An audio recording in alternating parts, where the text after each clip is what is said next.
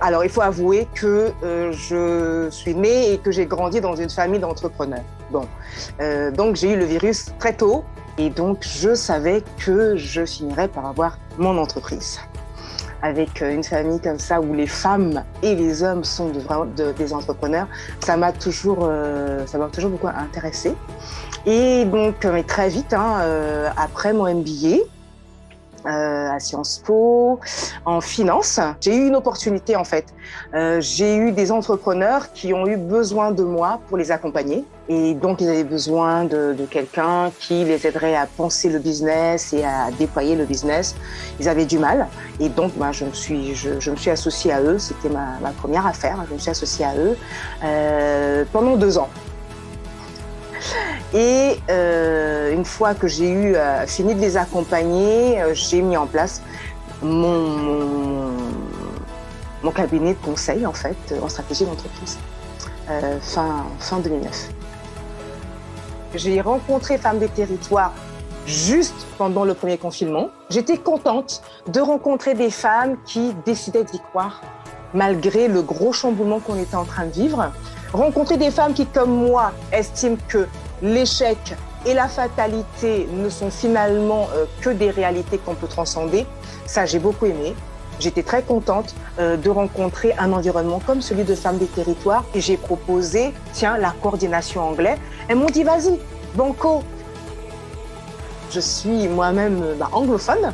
Alors, née en France, ayant grandi également dans un pays multiculturel, ensuite en Afrique de l'Ouest, au Ghana et au Togo, et plus tard revenue ici, je suis amoureuse de l'humain. Je rencontre malheureusement en France plein de communautés magnifiques, anglophones, francophones. Les gens connaissent des choses de la France que l'autre communauté ne connaît pas. Et on a l'impression d'être dans des pays mais totalement différents.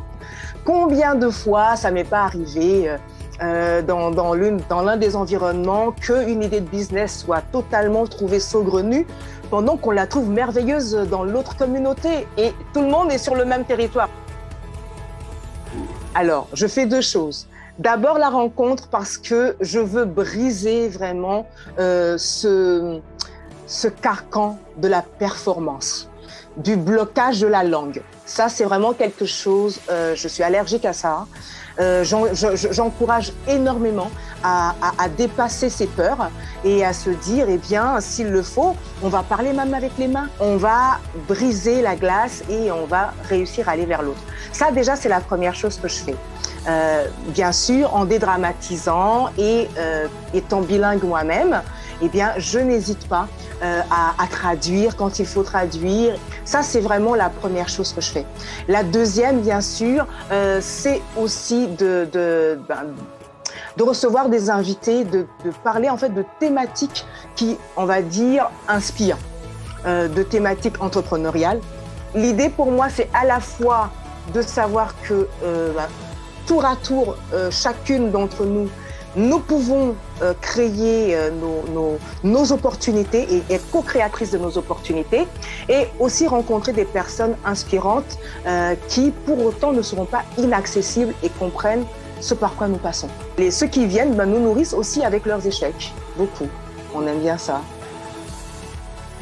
Non, du tout. C'est des moments où on échange, on apprend à se connaître, on découvre de nouvelles réalités entrepreneuriales, on partage ce qu'on fait en se disant, mais justement, ce que je fais va peut-être intéresser quelqu'un d'autre. Soit ça sera un client, soit ça sera un partenaire.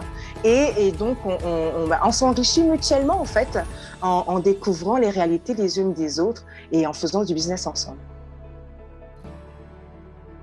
Alors, je vais parler simplement et franchement, fonce et ne réfléchis pas trop. La vie, elle est faite... moi, depuis que j'ai remarqué de ma vie entrepreneuriale, oui, je suis un expert en business plan, un expert en projection financière, un expert en ingénierie financière. Alors oui, pendant longtemps, je ne jurais que par ça. Mais je suis aussi d'accord que, eh bien, rien ne vaut certes la préparation, mais on peut également ajuster les choses en cours de route. Donc, c'est très bien quand on a quelque chose à cœur. Il faut Il ne faut pas regarder ni à gauche ni à droite. C'est nécessaire de se préparer, c'est vrai, mais il ne faut pas trop réfléchir, quoi. Faut pas non plus trop se fermer, trop vouloir que tout soit bien dans toutes les cases avant d'avancer. Les années passent beaucoup plus vite qu'on ne croit en fin de compte et on a plus de regrets qu'autre chose.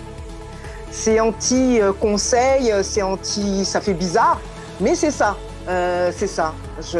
L'expérience m'enseigne aujourd'hui, plus de 10 ans plus tard, c'est bien, oui, il faut se préparer, mais il faut foncer aussi.